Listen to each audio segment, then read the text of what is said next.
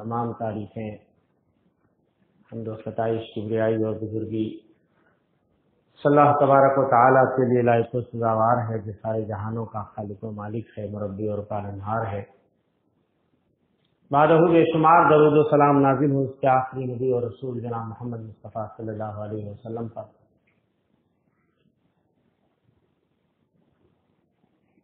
حضرات،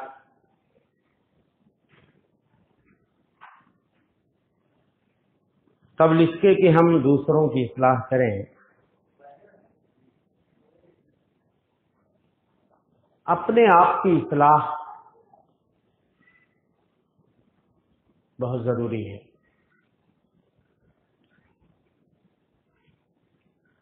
اپنے نفس کی اصلاح، اپنے نفس کو برائیوں سے پاک صاف کر لینا، صراط مستقیم پہ گامزن ہو جانا، یہ بہت ضروری ہے قبل اس کے کہ ہم دوسروں کو بھلائی کا راستہ دکھائیں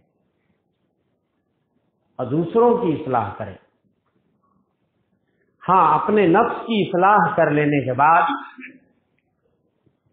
دوسروں کی اصلاح کی بھی ہمیں فکر ہونی چاہیے۔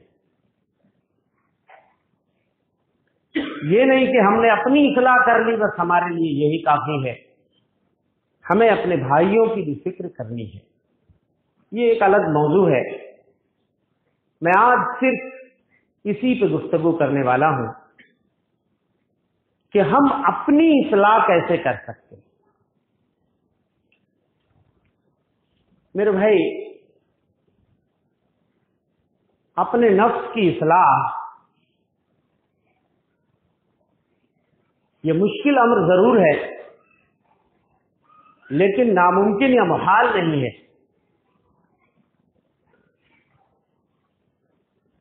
اگر ہمیں ایسا لگتا ہے کہ ہم برائیوں کی دلدل میں ڈوبے ہوئے ہیں، صراط مستقیم سے بھٹکے ہوئے ہیں، خواہشات نفس کے پیروکار ہیں، شہوات نفس کے پیچھے بھاگتے ہیں، تو ہمیں بہت جلد اپنے نفس کی اصلاح کر لینی چاہیے۔ اس میں تاخیر بالکل بھی درست نہیں ہے، اس لیے کہ اپنے نفس کو یوں ہی چھوڑ دینا کہ وہ برائیوں کی وادیوں میں ہمارا نفس بھٹکتا رہے، ہم یوں ہی ضلالت اور جہالت کی تاریکیوں میں ٹامک تویاں مارتے رہیں، خواہشات نفس کے پیچھے آنکھ بند کر کے بھاگتے رہیں۔ اس سلسلے میں اہمال، کوتاہی، غفلت، یہ ہمارے لیے یہ چیز بہت گھاتک ثابت ہو سکتی ہے۔ اس لیے جتنی جلدی ہو سکے ہمیں توبہ کا دروازہ کھٹکھٹانا چاہیے اور اپنی اصلاح کی فکر کر لینی چاہیے۔ لیکن میرے بھائی، یہ مشکل کام ضرور ہے، لیکن پہلے بھی میں نے کہا ناممکن اور محال نہیں ہے۔ اگر عزم اور حوصلہ ہے ہمارے اندر، اگر جنت کی طرف ہے ہمارے دلوں میں، اللہ کی رضا اور اس کی خوشنودی چاہتے ہیں، ہم اپنے رب کو منانا چاہتے ہیں، ہم اپنی آخرت سنوارنا چاہتے ہیں، ہم تو ہمیں بہت جلد اپنے نفس کی اصلاح کر لینی چاہیے۔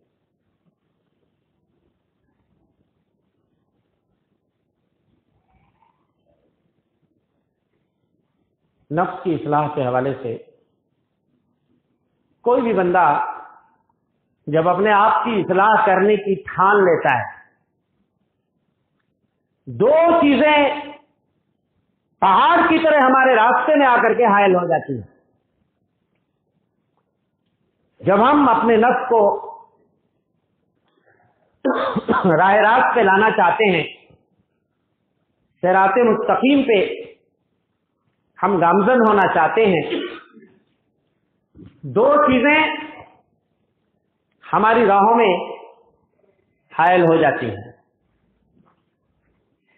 وہ دو چیزیں جانتے ہیں کون سی ہیں؟ پہلی چیز تو ہے شیطان، اور دوسری چیز ہمارا اپنا نفس، یعنی نفس امارہ بالسوء، وہ نفس جو برائیوں کا حکم دیتا ہے۔ یہ دو چیزیں ہماری اصلاح کی راہ میں حائل ہو جائیں۔ شیطان آپ جانتے ہیں انسان کا کھلا ہوا دشمن ہے، اور ہمیں اپنے دشمن کو پہچاننا پڑے گا اور اس سے الرٹ اور ہوشیار رہنا پڑے گا۔ جگہ جگہ قرآن نے آگاہ کیا ہے کہ دیکھیے شیطان یہ آپ کا بہت بڑا دشمن ہے، اسے کبھی دوست سمجھنے کی غلطی نہیں کرنا۔ قرآن کہتا ہے ان الشیطان لکم عدو فاتخذوہ عدوا، شیطان تمہارا دشمن ہے، تم اسے دشمن ہی سمجھو۔ دوست نہیں ہو سکتا، تو ہمارا اور آپ کا ہمدرد نہیں ہو سکتا، خیر خواہ نہیں ہو سکتا۔ جب انسان بھلائی کا ارادہ کرتا ہے، اچھے کاموں کا ارادہ کرتا ہے، شیطان اسے بہکاتا ہے، پھسلاتا ہے اور اسے برائی سے روکنے کی بھرپور کوشش کرتا ہے۔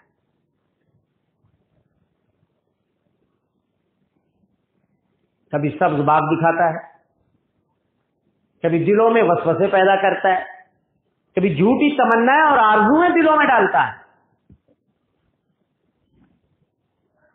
اس لیے کہ وہ نہیں چاہتا کہ ہم برائیوں کی دلدل سے نکل سکیں، وہ نہیں چاہتا کہ ہم ہدایت کے راستے پہ آ جائیں۔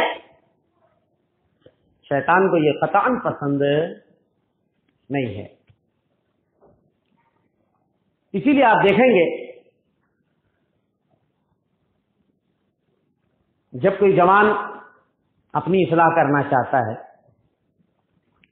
تو اس کے پاس دوسرا چہرہ لے کر کے آتا ہے، دوسرا جال لے کر کے آتا ہے، اور جب کوئی بوڑھا اپنی اصلاح کرنا چاہتا ہے اس کے پاس الگ جال لے کر کے آتا ہے اور الگ چہرہ لے کر کے آتا ہے۔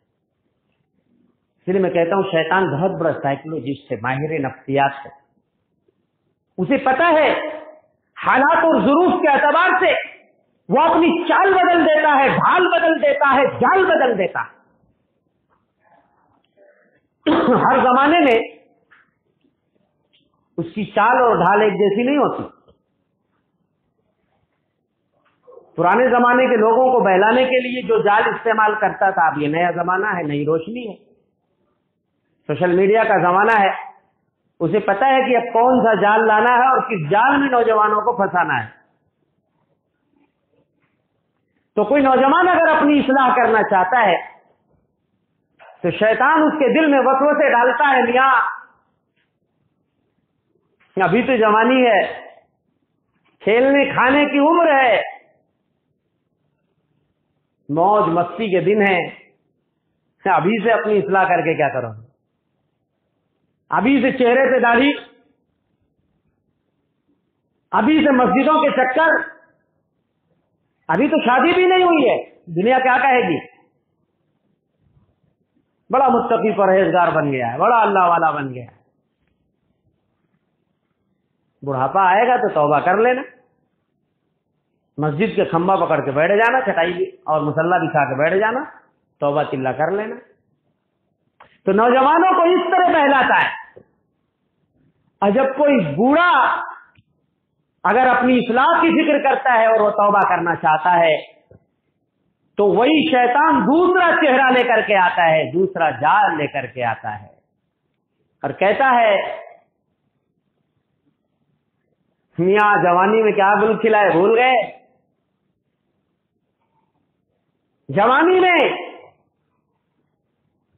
کیا کیا تم نے کیے، کہاں کہاں تم نے منہ مارے، کون سی برائی ہے جو تم نے چھوڑی نہیں۔ اب بڑھاپے میں چلے ہو پارسا بننے، شرم نہیں آتی؟ تو بوڑھوں کو ایسے بہلاتا ہے۔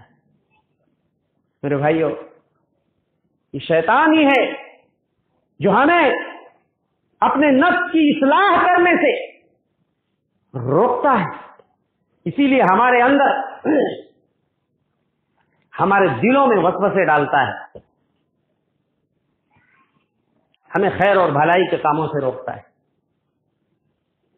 اور اگر خیر اور بھلائی کے کاموں سے روک نہیں پاتا تو ہماری عبادتیں خراب کرنے کی کوشش کرتا ہے۔ جب آدمی پرہیزگار ہو جاتا ہے، عبادتوں میں اسے لطف آنے لگتا ہے، اب اسے پتا ہے کہ یہ نمازیں نہیں چھوڑے گا، روزے نہیں چھوڑے گا، اسے پتا ہے کہ یہ آدمی عبادت و اطاعت سے ابھی اسے دور نہیں کیا جا سکتا، تو ہماری عبادتوں کو خراب کرنے کی کوشش کرتا ہے۔ اسی لیے جب اذان ہوتی ہے، حدیث کے اندر آتا ہے شیطان ری خارج کرتے ہوئے، ہوا خارج کرتے ہوئے بھاگتا ہے، اور اذان جیسے ختم ہوتی واپس آ جاتا ہے۔ جب اقامت ہوتی ہے تو شیطان بھاگتا ہے ری خارج کرتے ہوئے، اور جب اقامت ختم ہوتی ہے تو آ کر کے جب جماعت قائم ہو جاتی ہے تو آ کر کے ہمارے دلوں میں وسوسے ڈالتا ہے، ہماری نمازوں کو خراب کرنے کی کوشش کرتا ہے، ایسی ایسی چیزیں یاد دلاتا ہے جو نماز سے باہر وہ چیزیں یاد نہیں آتی مگر نماز میں یاد آ جاتی۔ آدمی کی قرت خراب کر دیتا ہے، کون سی دعا پڑھنی بھلا دیتا ہے، کتنی رکعت پڑھنی بھلا دیتا ہے۔ آدمی کو پتہ نہیں 2 پڑھا، 3 پڑھا، 4 پڑھا، ساری نماز کو کھچڑی بنا کے رکھ دیتا ہے۔ آدمی حیران ہو جاتا ہے، کون سی دعا پڑھی معلوم نہیں، کتنی رکعت پڑھی معلوم نہیں۔ ایسے ڈینجر اور خطرناک وسوسے دلاتا ہے، لیکن وسوسوں سے گھبرانے کی ضرورت نہیں۔ وسوسے مومنوں کے دلوں میں آتے ہیں، سن لیجئے۔ کافروں کو وسوسہ دلا کے وہ کیا کرے گا؟ ان کے دل تو ویران کھنڈر بن چکے ہیں، وہاں جانے کی اسے ضرورت نہیں ہے، وہ تو اس کے اپنے دوست ہو چکے ہیں۔ وہ مومنوں کے دلوں کو ٹارگٹ کرتا ہے، مومنوں کے دلوں میں وسوسے ڈالتا ہے، اور اسی لیے صحابہ نے جب شکایت کی کائنات کے امام سے کہ اللہ کے رسول بڑے ڈینجر اور خطرناک قسم کے وسوسے، تھوڑا ٹمپریچر کم کیجیے، کھانسی ہو رہی، بڑے ڈینجر اور خطرناک قسم کے وہ وسوسے ڈالتا ہے، یہاں تک کہ اگر آدمی اس کا اظہار کر دے اور اپنی زبان پہ لے آئے وہ لفظ، اللہ اکبر، اسلام سے خارج ہو سکتا ہے۔ ایسے ایسے ڈینجر وسوسے ڈالتا ہے کہ اللہ، ہم سب کو اللہ نے پیدا کیا تو اللہ کو کس نے پیدا کیا، یہ بھی وسوسہ ڈالتا ہے بھی ہم سب کا خالق مالک اللہ ہے تو اللہ کو کس نے پیدا کیا، اللہ اکبر۔ کائنات کے امام مدنی سردار نے فرمایا، وہ لوگوں جو ایسے خطرناک وسوسے اپنے دلوں میں پاتے ہو تو یہ سن لو، ذالک صریح الایمان، یہ تمہارے ایمان کی سچی دلیل ہے کہ تمہارے سینے میں ایمان موجود ہے، اسی لیے شیطان تمہیں کفر کی طرف لے کے جانا چاہتا ہے، تمہارے سینوں سے ایمان نکالنا چاہتا ہے، اور شیطان تمہارے ایمان، عقیدے اور دین کو خراب کرنا چاہتا ہے۔ تو مومنوں خوش ہو جاؤ، یہ بشارت ہے تمہارے لیے، اگر شیطان تمہیں وسوسے دلاتا ہے تو گھبرانے کی ضرورت نہیں ہے۔ یہ مت سوچو کہ یار ہم تو بڑے برے آدمی، ہمارے دل میں ایسے خطرناک قسم کے وسوسے آتے ہیں۔ ارے صحابہ کو بھی ایسے وسوسے آتے تھے۔ صحابی رسول ایک جا کر کے نبی سے شکایت کرتے ہیں اللہ کے رسول شیطان میری نماز میں آتا ہے، میرے دل میں وسوسے دلاتا ہے، مجھے پتہ نہیں کیا پڑھا میں، کتنی رکعت میں نے پڑھی. آپ نے کہا ذالک من خنزب، خنزب نامی ایک شیطان ہوتا ہے، اس کی ڈیوٹی ہے نماز خراب کرنی. معلوم ہے شیطان کا نام بھی ڈینجر ہے، خنزب، وسوسے دلاتا ہے. اگر ایسا وسوسہ آ جائے 3 بار تھک تھکاؤ بائیں طرف اور کہو اعوذ باللہ من خنزب. ایسا تھک تھکانے کی کیفیت تھوکنا نہیں ہے کہ آپ چٹائی گندی کر دیجیے، تھک تھکانا ہے صرف. اب 3 بار آپ خنزب سے پناہ مانگیے. صحابی رسول کہتے ہیں نبی کائنات کے بتائے ہوئے نسخے پہ جب میں نے عمل کیا تو اللہ نے میرے وسوسے کو دور کر دیا. تو میرے بھائی شیطان کا تو کام ہی ہے راہ راست سے ہمیں روکنا، بھلائی کے کاموں سے روکنا. وہ ہمیں ہمارے نفس کی اصلاح نہیں کرنے دینا چاہتا، ہمیں بھلائی کی طرف نہیں آنے دینا چاہتا، لیکن ہمیں فائٹ کرنا ہے، ہمیں لڑنا ہے، ہمیں شیطان کے وسوسوں کو دور بھگانا ہے. جیسے شیطان وسوسہ دلائے اعوذ باللہ من الشیطان الرجیم. معلوم ہے اعوذ باللہ من الشیطان الرجیم یہ وہ چیز ہے کہ شیطان کے سارے داؤ، سارے حربے فیل ہو جاتے ہیں اس کے آگے جب بندہ شیطان سے اللہ کی پناہ میں آ جاتا ہے. وَإِمَّا يَنزَغَنَّكَ مِنَ الشَّيْطَانِ نَزْغٌ فَاسْتَعِذْ بِاللَّهِ. دل میں شیطان اگر وسوسہ دلائے فوراً اللہ کی پناہ میں آ جاؤ. تو اعوذ باللہ اور بسم اللہ کو بھی ملا لو. تو بسم اللہ تو ایسا ڈنڈا ہے شیطان کی کھوپڑی پہ سیدھے پڑتا ہے اور بھاگے گلی نہیں پاتا شیطان. معلوم ہے بسم اللہ کو معمولی سمجھتے آپ. ایک صحابی رسول نبی کی سواری پہ بیٹھے ہوئے ہیں، پیچھے سواری پھسل گئی تو صحابی نے کہا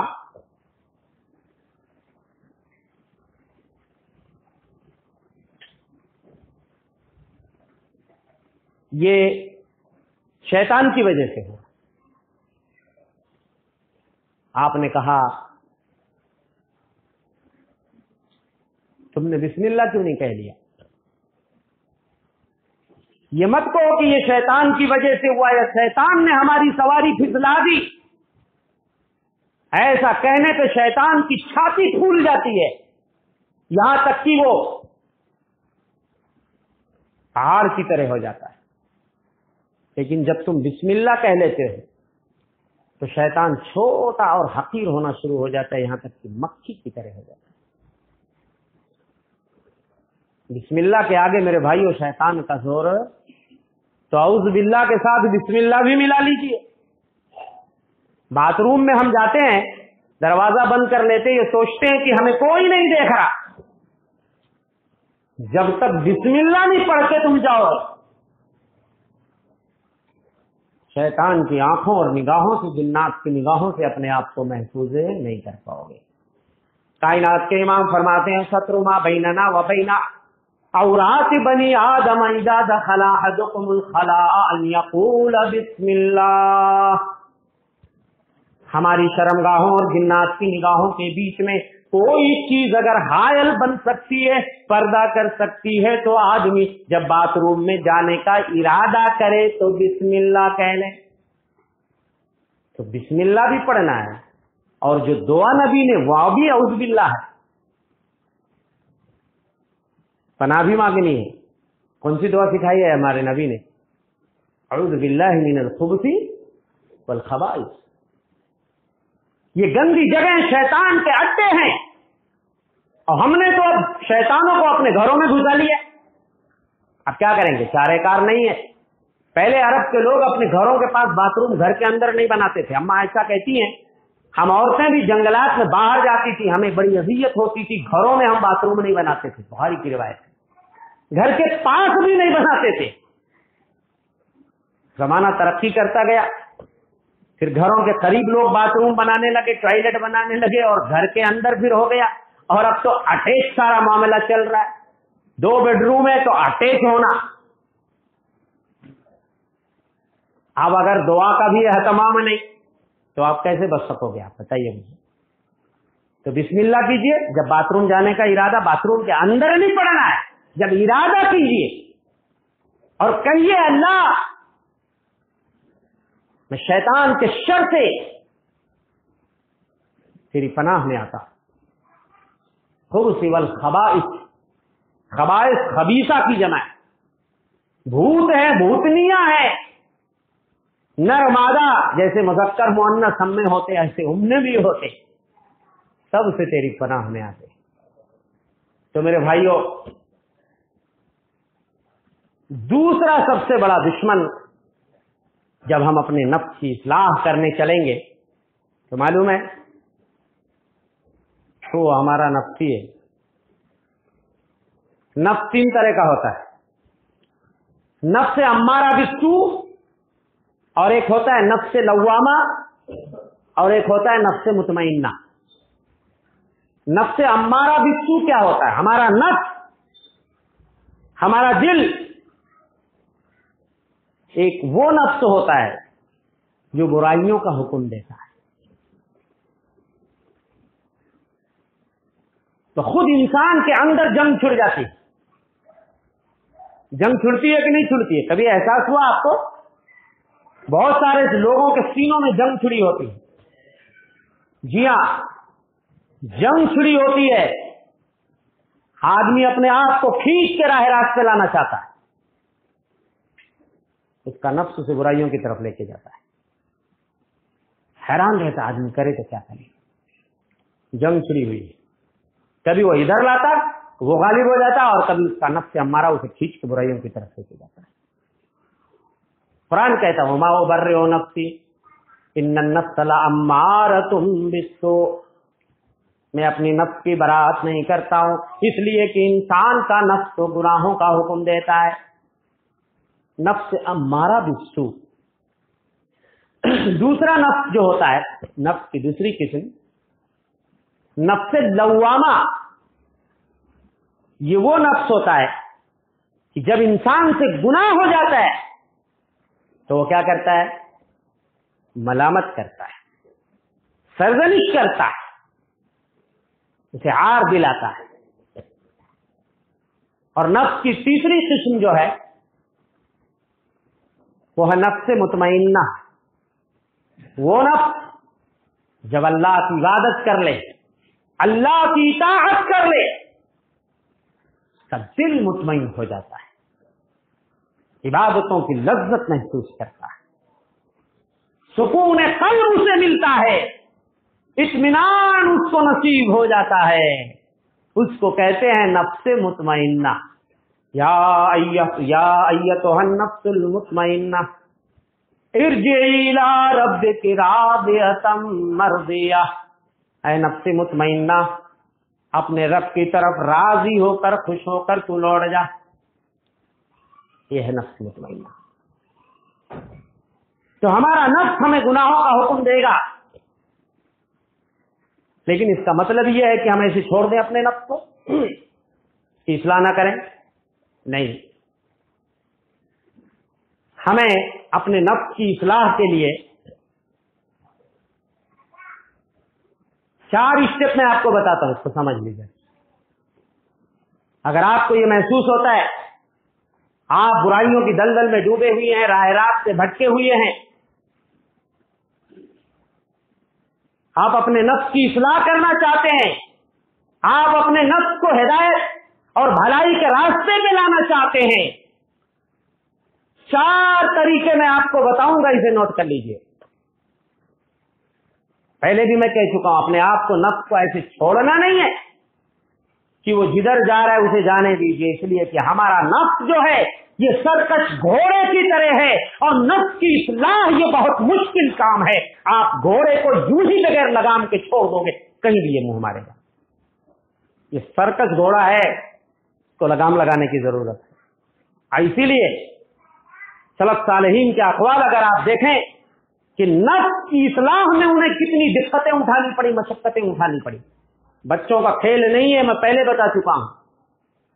اسی لیے حضرت حسن بصری کہتے ہیں ما عالجت نفسی ما عالجت شیئا اشد علی من نفسی مرتن بی و مرتن علی. اپنے نفس کی اصلاح سے زیادہ میں نے کسی چیز کی اصلاح میں مشقت اور پریشانی نہیں اٹھائی. سب سے زیادہ دقتوں اور مشقتوں کا سامنا اگر مجھے کرنا پڑا تو اپنے نفس کی اصلاح کے لیے. کبھی نفس میرے کھاتے میں، میرے پالے میں، کبھی غیر کے پالے میں. کبھی میں جیتتا، کبھی نفس جیتتا، لیکن چھوڑا نہیں میں نے. آپ ایسی سوچو کہ بس ایک بارگی اصلاح ہو جائے گی، مشکل کام ہے. عام طور پہ ایسا نہیں ہوتا. تھوڑا تھوڑا کر کے اسٹیپ بائی اسٹیپ آپ اپنے نفس کو بھلائی کی طرف کھینچ کے لانے کی کوشش کیجیے، اور اللہ کی رحمت سے کبھی مایوس مت ہوئیے. مایوس نہیں ہونے کی ضرورت ہے. مایوس ہو گئے تو گئے کام کو.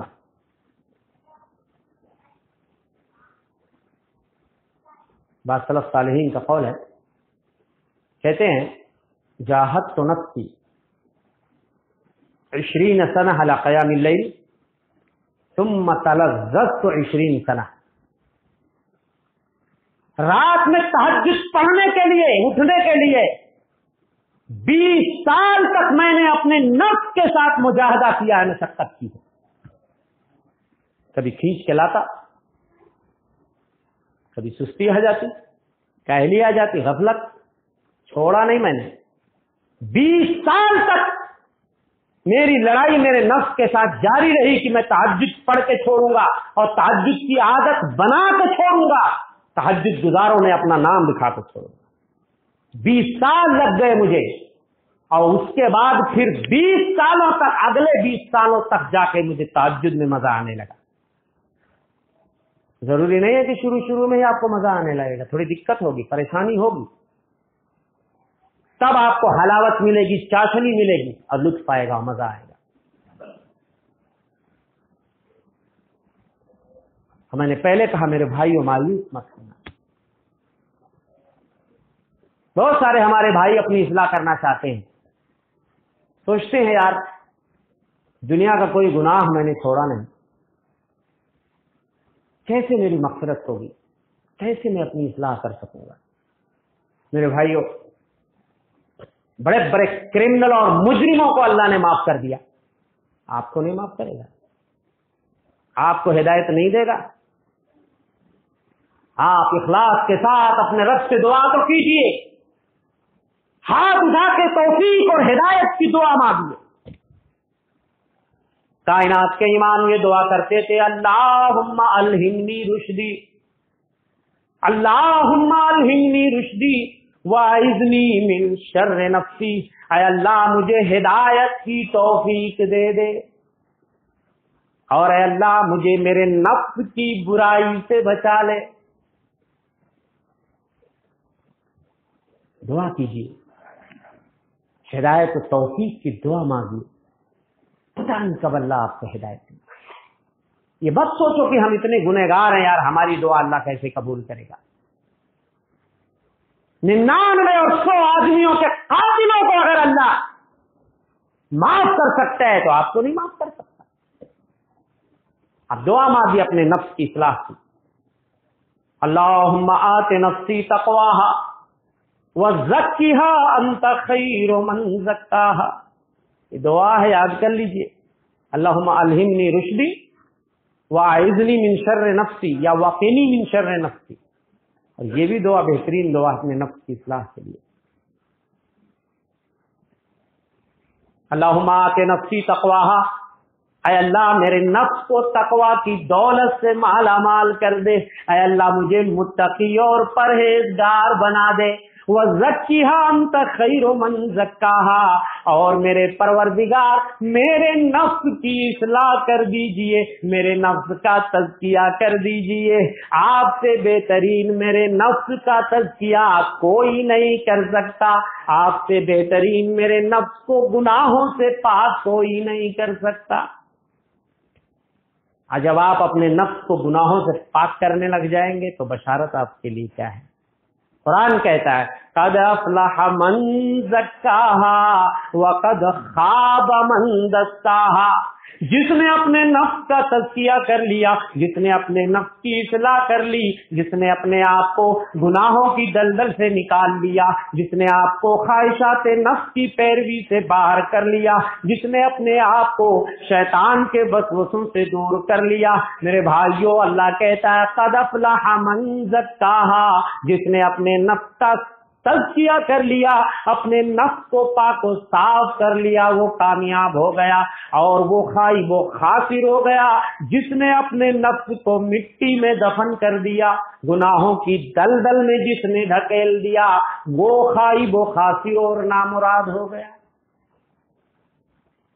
اس لیے اللہ سے دعا کرنی ہے، اخلاص نیت کے ساتھ عزم اور حوصلہ مضبوط رکھیے، انشاءاللہ اللہ ہمارے حال پہ رحم فرمائے گا اور ہماری زندگی میں وہ انقلاب برپا ہوگا سوچ نہیں سکتے آپ۔ معمولی میں 4 چیزیں بتا رہا تھا قبل اس کے کہ جمعے کا وقت دیکھیے محدود ہوتا ہے، جمعے میں ہم آپ کو آگے لے کے نہیں جائیں گے، وہ 4 چیزیں جلدی جلدی نوٹ کر لیجیے۔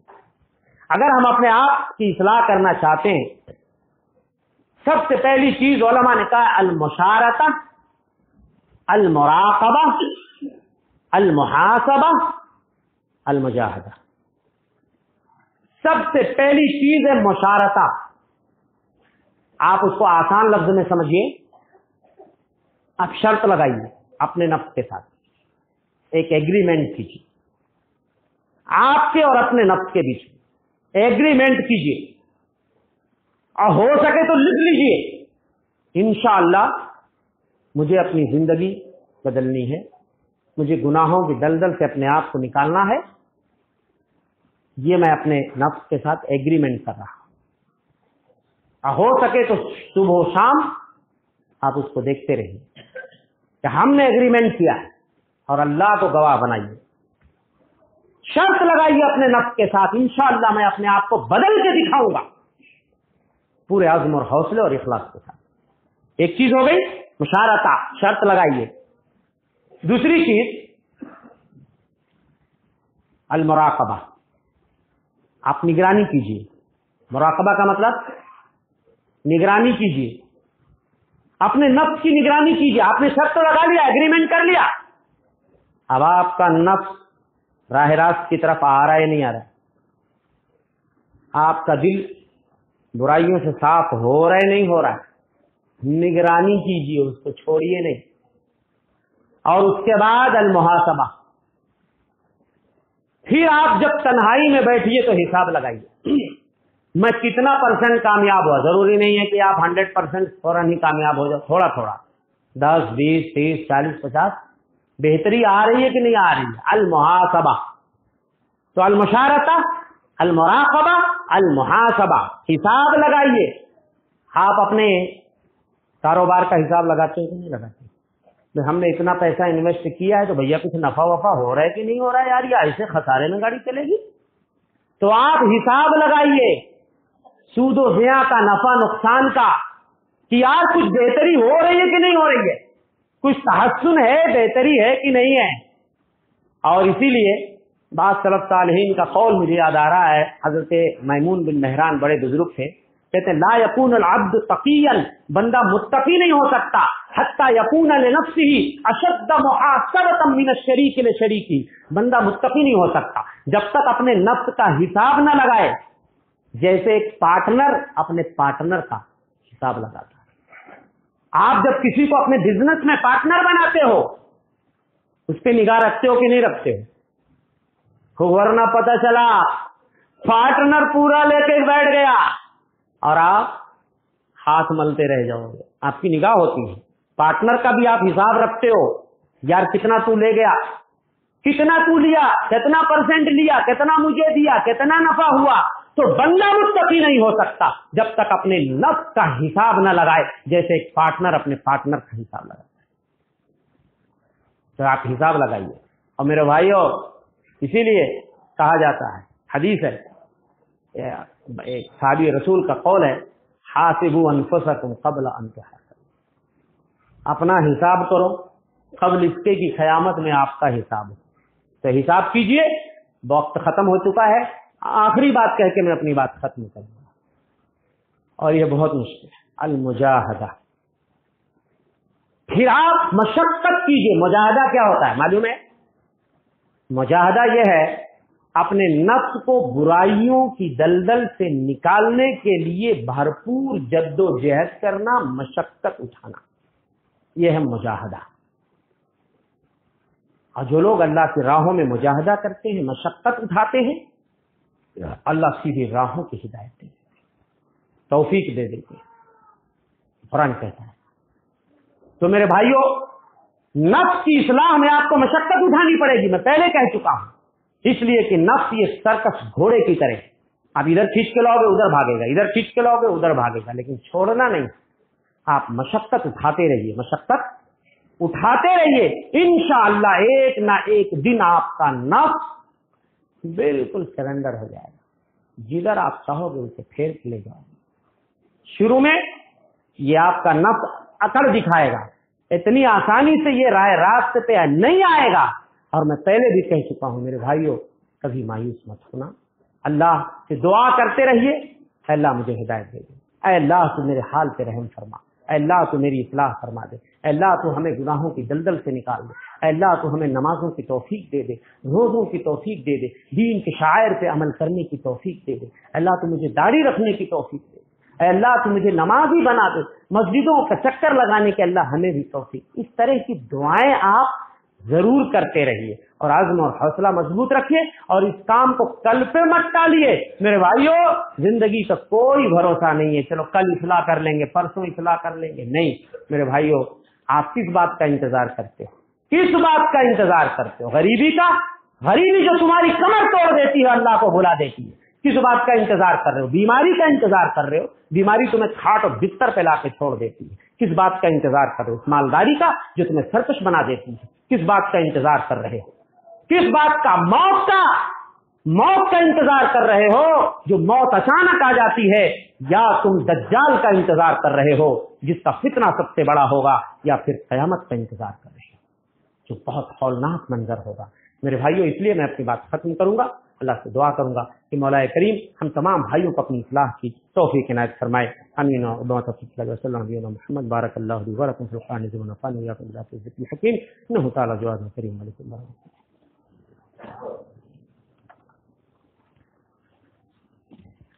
الحمد لله نحمده ونستعينه ونستغفره ونؤمن به ونتوكل عليه ونعوذ بالله من شرور أنفسنا ومن سيئات أعمالنا من يهده الله فلا مضل له ومن يضلل فلا هادي له وأشهد أن لا إله إلا الله وحده لا شريك له وأشهد أن محمدا عبده ورسوله. أما بعد فإن خير الحديث كتاب الله وخير الهدي هدي محمد صلى الله عليه وسلم وشر الأمور محدثاتها وكل محدثة بدعة وكل بدعة ضلالة وكل ضلالة في النار. عباد الله رحمكم الله، إن الله يأمر بالعدل والإحسان وإيتاء ذي القربى وينهى عن الفحشاء والمنكر والبغي يعظكم لعلكم تذكرون. وذكر الله تعالى أعلى وأولى وأجل وأكرم.